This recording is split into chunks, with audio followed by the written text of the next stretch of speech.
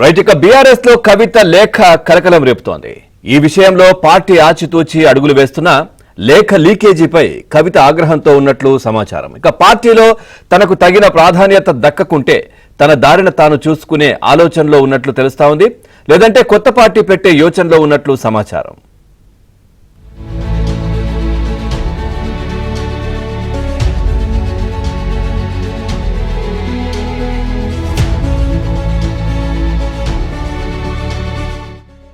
బీఆర్ఎస్లో ఎమ్మెల్సీ కవిత రాసిన లేఖ సంచలనంగా మారింది. ఈ నేపథ్యంలో బీఆర్ఎస్లో తగిన ప్రాధాన్యం దక్కకుంటే తన దారి తాను చూసుకోవాలనే యోచనలో కేసీఆర్ తనయ కవిత ఉన్నట్లు తెలుస్తోంది. ఈ విషయంపై అధిష్టానం స్పందన కోసం ఆమె ఎదురుచూస్తున్నారు. కేసీఆర్ నుంచి పిలుపు వస్తే అన్ని విషయాలు కూలంకషంగా చర్చించాలనుకుంటున్నారు. ప్రధానంగా 2 అంశాలపై ఆమె పట్టుబడుతున్నట్లు సన్నిహిత వర్గాలు వెల్లడించాయి. పార్టీలో తిరిగి తనకు సముచిత ప్రాధాన్యం ఇవ్వాలని ఆమె కోరుతున్నారు. అలాగే కేసీఆర్ చుట్టూ ఉన్న కోటరీ, తాను ప్రస్తావించిన దయ్యాల సంగతి కూడా తేల్చాల్సిందేనని గట్టిగా పట్టుబడుతున్నారు.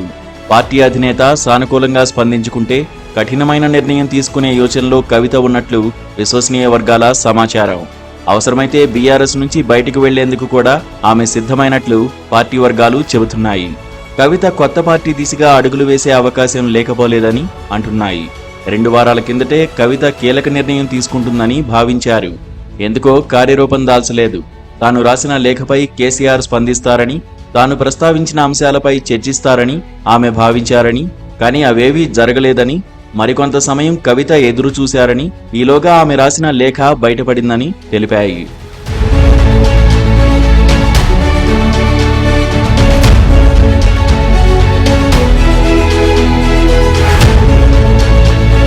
తప్పనిసరి పరిస్థితుల్లో బీఆర్ఎస్ నుంచి బయటకు వెళ్లాల్సి వస్తే కొత్త పార్టీ పెట్టడం ఖాయమని కవిత సన్నిహిత వర్గాలు వెల్లడించాయి. 1-2 పేర్లు చర్చకు వచ్చినట్లు సమాచారం. తన మానసపుత్రిక తెలంగాణ జాగృతి సంస్థ పేరునే పార్టీ పేరుగా ఖరారు చేసే అవకాశాలు లేకపోలేదని సన్నిహితులు చెబుతున్నారు. తెలంగాణ బహుజన రాష్ట్ర సమితి టీబీఆర్ఎస్ పేరును కూడా ఆమెతో సన్నిహితంగా ఉండే కొందరు బీసీ నేతలు తెరపైకి తీసుకువచ్చినట్లు తెలుస్తోంది.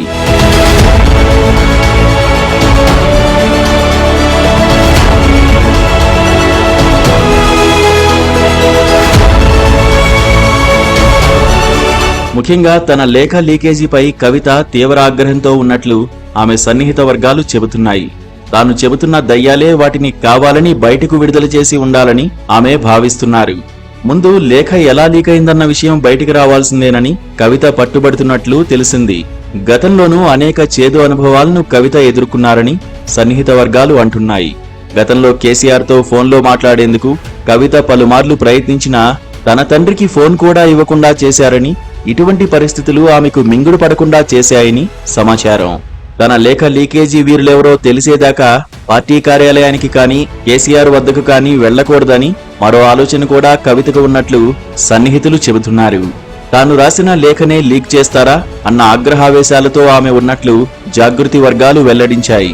ప్రధానంగా లీకు వీరులపై పార్టీ అధిష్టానం చర్యలు తీసుకోవాల్సిందేనని ఆమె డిమాండ్ చేస్తున్నట్లు తెలుస్తోంది.